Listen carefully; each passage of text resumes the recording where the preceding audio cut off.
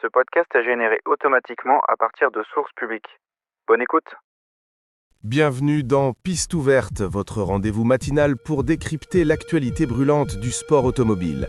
Nous sommes le 13 avril 2026 et ce week-end a déjà donné le ton d'une saison qui s'annonce riche en émotions. Le circuit Paul Ricard, dans le sud de la France, a vibré au rythme du GT World Europe Challenge, lançant sa saison le samedi 11 avril. Et quelle entrée en matière, Michel! On sent déjà l'adrénaline monter pour ces championnats. Le GT World Europe Challenge est réputé pour ses grilles fournies et ses batailles intenses. Et cette première manche est cruciale pour marquer les esprits dès le départ. Absolument. La manche d'ouverture du GT World Europe Challenge au Paul Ricard est toujours un baromètre. Elle donne une première indication des forces en présence, des performances des nouvelles montures et de l'alchimie des équipages. Même si nous n'avons pas encore le détail des classements finaux, l'intensité des courses de GT est légendaire. Sur un circuit aussi technique que le Paul Ricard, avec sa longue ligne droite du Mistral et ses enchaînements rapides, chaque dixième de seconde compte. On peut s'attendre à des stratégies audacieuses et des passes d'armes mémorables qui ont déjà forgé la réputation de cette série. C'est vrai, le Paul Ricard, avec son tracé exigeant, met immédiatement les pilotes et les équipes à l'épreuve. On imagine déjà les stratégies d'arrêt au stand, la gestion des pneumatiques et la pression constante pour ne pas commettre la moindre erreur. Pour les équipes, un faux pas en début de saison peut coûter cher en termes de points pour le championnat, mais aussi en confiance. Quelles sont, selon vous, les premières tendances que l'on pourrait observer après un tel week-end ? Les premières courses révèlent souvent les équipes qui ont le mieux préparé leur intersaison.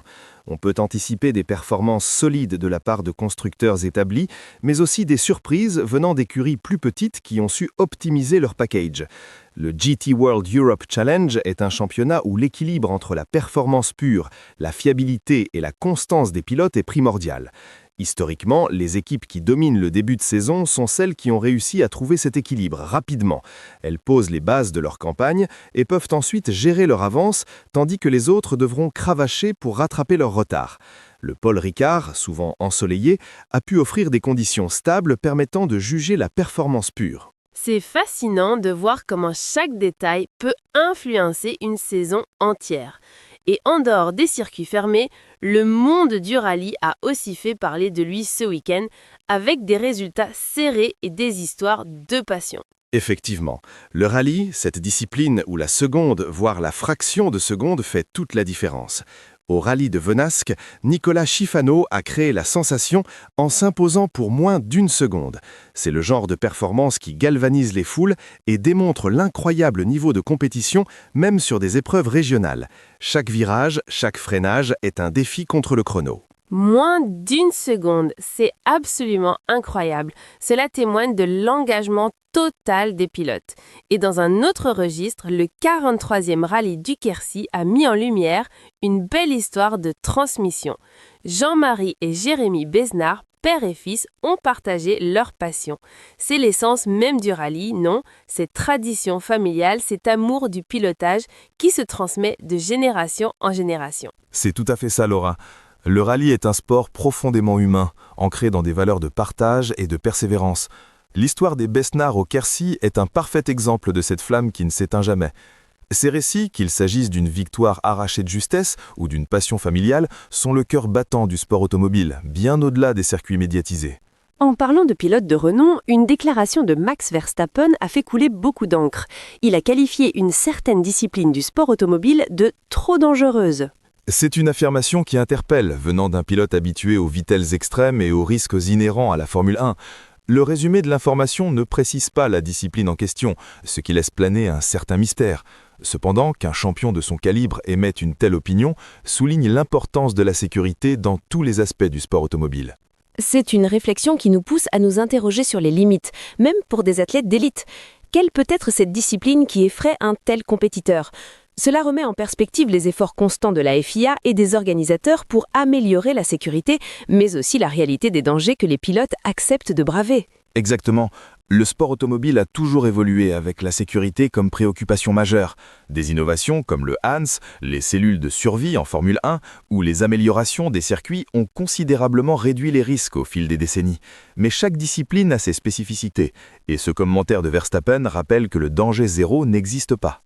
Passons à des nouvelles plus événementielles. 2 légendes de l'automobile vont être à l'honneur cette année. Effectivement, Sébastien Loeb, nonuple champion du monde des rallyes, sera l'ambassadeur de Prestige Auto Beaune 2026. Sa présence garantit un rayonnement exceptionnel pour cet événement. Loeb est une figure emblématique. Son palmarès et sa polyvalence en font une icône du sport automobile mondial. C'est une excellente nouvelle pour les fans. Loeb est une véritable légende vivante.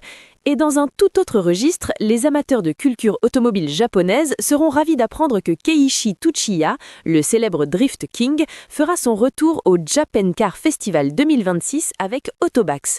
Tsuchiya est une référence absolue dans le monde du drift.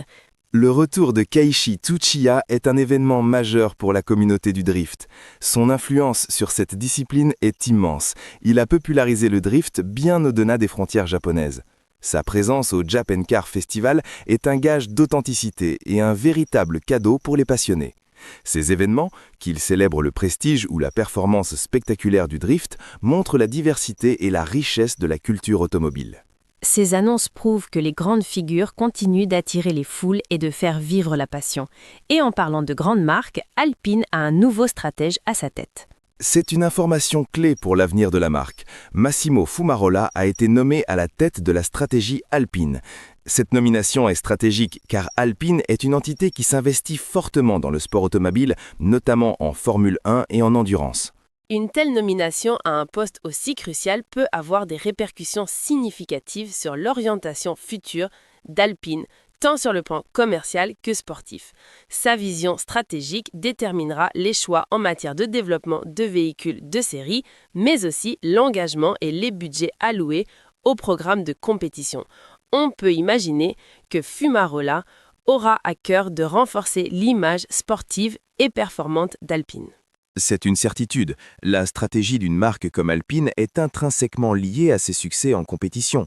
Les décisions de Fumarola pourraient bien influencer la compétitivité de l'écurie en F1 ou son développement en WEC dans les années à venir. Au-delà de la compétition et des stratégies d'entreprise, le sport automobile est aussi un formidable vecteur d'inclusion et de dépassement de soi. 2 belles initiatives ont retenu notre attention. Absolument. Près de Château-Thierry, l'association Partage par le sport a permis à des personnes porteuses d'un handicap de découvrir les sensations du sport automobile. C'est une magnifique initiative qui ouvre les portes d'un monde souvent perçu comme inaccessible. C'est une nouvelle qui réchauffe le cœur. Le sport automobile a cette capacité unique de faire rêver et le fait que des associations travaillent à le rendre accessible à tous est fondamental. Cela montre que la passion du pilotage n'a pas de barrière. Dans le même esprit, nous avons appris l'histoire de Nora, une jeune femme de bientôt 16 ans, originaire de Thiel, qui incarne l'audace au féminin dans le sport automobile.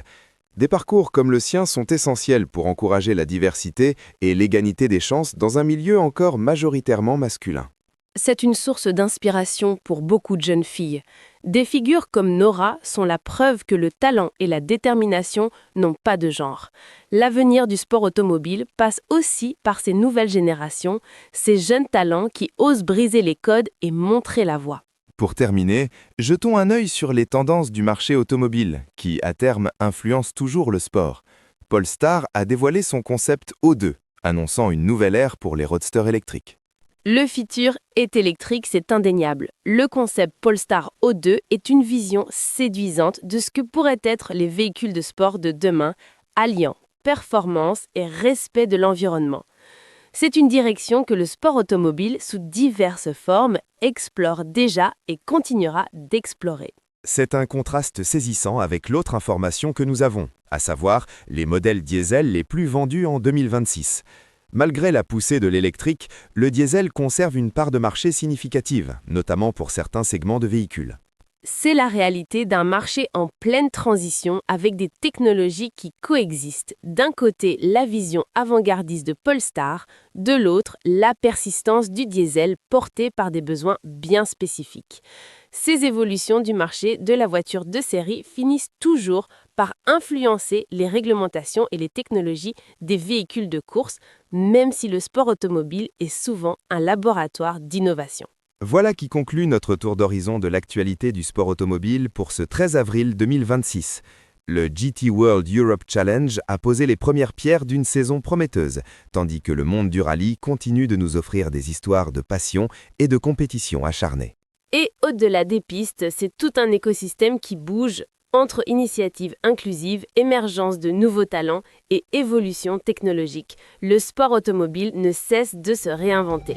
C'est tout pour cette édition de Piste ouverte. Nous vous retrouvons très vite pour de nouvelles analyses incisives. D'ici là, restez connectés à la piste.